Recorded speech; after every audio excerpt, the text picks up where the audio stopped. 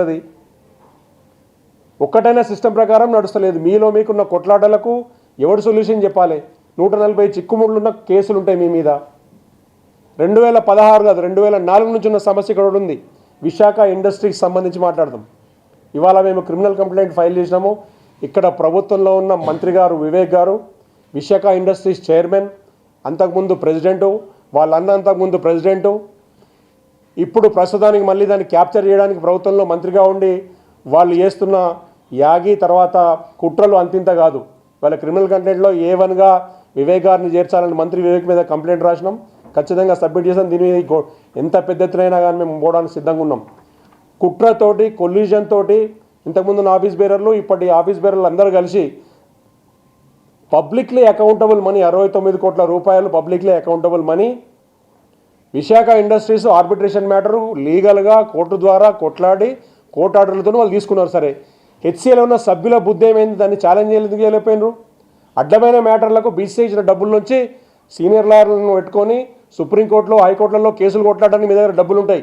ఒక మంచి లాయర్ని పెట్టుకొని ఈ కేసు కొట్లాడడానికి పిల్లల భవిష్యత్తు కోసము క్రికెట్ డెవలప్మెంట్ కోసము పెట్టాల్సిన పైసలు కంపెనీ కార్పొరేట్ కంపెనీ కొట్టుకపోతుంటే హెచ్సిఏలో ఉన్న మిగతా సభ్యులు కానీ అపెక్స్ కౌన్సిల్ మెంబర్లు కానీ 2010 నుంచి ఇప్పటి వరకు ఉన్న అపెక్స్ కౌన్సిల్ సభ్యులు కానీ హెచ్సిఏ ఆఫీస్ బేరర్లు కానీ ఏ రోజైనా ఎందుకు కొట్లాడలేదు? హానెస్ట్గా నేను మీకు చెప్తా. ఇవాళ ఇక్కడ ఉంది విశాఖ ఇండస్ట్రీ లెటర్ వాళ్ళు ఇచ్చిన ఎవిడెన్స్ ఉన్నది. జస్టిస్ నాగేశ్వరరావు గారు సింగిల్ మెంబర్ కమిటీగా ఉన్నప్పుడు హెచ్సిఏ ఉద్దేశం ఏమున్నది ఆర్బిట్రేషన్ మ్యాటర్ని చదివినిపిస్తా. తర్వాత జస్టిస్ మౌష్మి భట్టాచార్యజీ వాళ్ళ డివిజన్ బెంచ్ విశాఖ ఇండస్ట్రీస్ ఫేవర్లో ఆర్డర్ ఇస్తున్నప్పుడు హెచ్సిఏ ఆడుతున్న దొంగాట అయిందని రాసింది. హెచ్సిఏ వాళ్ళు చిత్తశుద్ధితో కొట్లాడలేదు. ఒక గేమ్ ఆడిరు, క్రికెట్ తప్ప ఒక మైండ్ గేమ్ ఆడిరు, ఇక్కడ ఒక కొల్యూడెడ్ గేమ్ ఆడిరని ఒక హైకోర్టు డివిజన్ బెంచ్ చెప్పింది తన ఆర్డర్లో.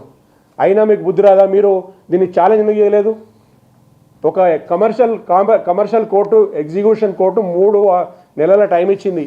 3 నెలల లోపల హెచ్సిఏ మీరు పేమెంట్ చేయాలన్నది.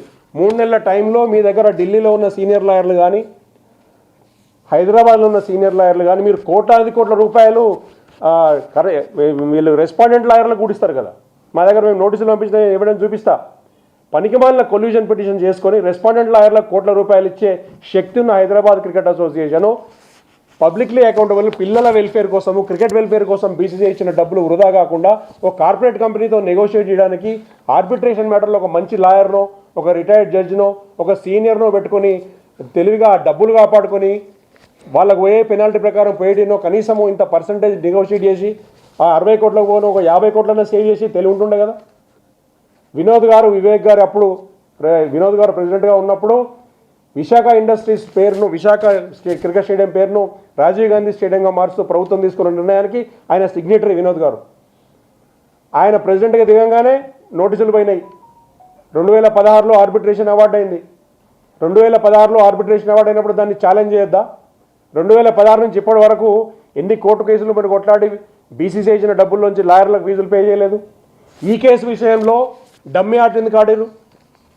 ఇక్కడ చూడండి నాగేశ్వరరావు గారి రిపోర్టు నేను చదివి వినిపిస్తా. అక్టోబర్ 29, 2023 జస్టిస్ నాగేశ్వరరావు గారు సింగిల్ మెంబర్ కమిటీగా ఉన్నప్పుడు హెచ్సిఏ అరాచకాల మీద రిపోర్ట్ రాస్తూ పేరా నంబర్ 20 ఆ రిపోర్ట్లో collusion by the management of HCA has resulted in the negligence shown by all concerned in handling the case filed against the HCA.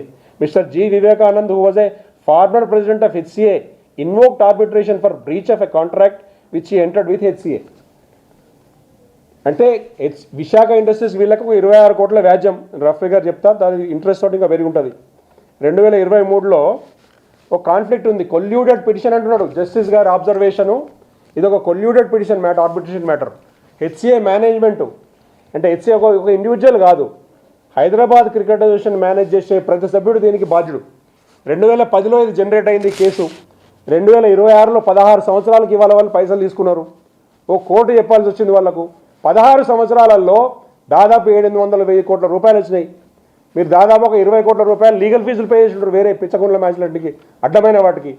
ఒక మంచి లాయర్నో ఒక లాయర్ స్ట్రీమ్ పెట్టుకొని నెగోషియేట్ చేయడానికి హెచ్సిఏకు బుద్ధి లేదా? అంటే పిల్లల భవిష్యత్తుతోని ఆడుకోవడం ఎందుకు? క్రికెట్ డెవలప్మెంట్ కోసం వచ్చిన డబ్బులు అక్కడ జీతాలు లేవని చెప్పి స్టాఫ్ అక్కడ ధర్నా చేస్తారు. ఇక్కడ జీతాలు లేవని స్టాఫ్ ధర్నా చేస్తారు. మీరు 60 కోట్ల 70 కోట్ల రూపాయలు కొల్యూజన్ అయ్యి అందరూ వంచుకొని దొంగలు ఊరు వంచుకుంటారు. మీకు సుప్రీంకోర్టు అపాయింట్ చేసిన జడ్జి చెప్పినా బుద్ధి రాదు, హైకోర్టు డైరెక్షన్ చెప్తే వినరు, బీసీసీఐ చెప్తే వినరు. ఈ 60 కోట్ల రూపాయలు అందరు తల ఒక బిస్కెట్ వాళ్ళు విశాఖ ఇండస్ట్రీస్ వాళ్ళు పంపిస్తే డబ్బులు దొబ్బి, నేను ఆరోపిస్తున్నా మీరు కొల్యూజన్ తోటి, నేనన్నది కాదు, జస్టిస్ నాగేశ్వరరావు దమ్ముంటే నాకు నోటీసులు పంపించండి. జస్టిస్ నాగేశ్వరరావు గారు రాసిన కొల్యూజన్ పిటిషన్, ఇది రాసిన ఆర్డర్లో ఉంది కొల్యూటెడ్ మ్యాటర్ అని, క్రిమినల్ కేసులు ఎవరి మీద రాసిన ఆయన, అందులో నేను చెప్తా మీకు. ఇది ఎక్కడుంది? ఇదిగో, there are several allegations of misappropriation of money by the office bearers of HCA. Criminal cases filed against the erstwhile office bearers of HCA, including Mr. Arashadai, Shivalal Yadav, John Manoj, Vinod, Talapati, అందరి పేర్లు రాసిన ఆయన, విజయానంద్, సురేందర్ అగర్వాల్, వీళ్ళొక్కటి కాదు, ACB కేసులు ఉన్నాయి మీ మీద. ACB charge షీట్లలో పేర్లు ఉన్నాయని చెప్పి 2018లో ఇదే వివేక్ గారిని, ఆయన ప్రెసిడెంట్గా ఉన్నప్పుడు, ఆయన గవర్నమెంట్ అడ్వైజర్గా ఉన్నాడు, ప్రెసిడెంట్గా ఉన్నాడు, కాన్ఫ్లిక్ట్ ఆఫ్ ఇంట్రెస్ట్ ప్లస్ ఒక ఆర్బిట్రేషన్ మ్యాటర్ 25 కోట్ల మ్యాటరు కాన్ఫ్లిక్ట్ ఉన్నది వీళ్ళకి, కాబట్టి కాన్ఫ్లిక్ట్ ఆఫ్ ఇంట్రెస్ట్ వివేకినప్పుడు ప్రెసిడెంట్ పదవి నుంచి సస్పెండ్ చేసిన జస్టిస్ నరసింహారెడ్డి గారు. ఆయన హైకోర్టు పోయింది, సుప్రీంకోర్టు పోయింది, అయినా కానీ నిలబడలే. కాన్ఫ్లిక్ట్ ఆఫ్ ఇంట్రెస్ట్ ఉన్నది. కాన్ఫ్లిక్ట్ ఆఫ్ ఇంట్రెస్ట్ రూలు ఎందుకు పెట్టినో మీకు అర్థం చేసుకోవాలి.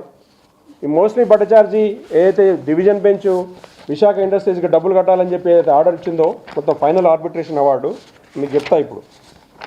అందులో ఒక పారాగ్రాఫ్ రాసింది, ఆ ప్రింట్ తెచ్చారా? కొల్యూషన్ వచ్చింది, ఇక్కడ ఉన్నది, ఇక్కడ paragraph 82 paragraph. Division bench, Hyderabad high court division bench Visakha industries కోసము అయితే ఆర్గ్యుమెంట్ జరిగిందో, విశాఖ గెలిచిన కేసులో హైదరాబాద్ క్రికెట్ అసోసియేషను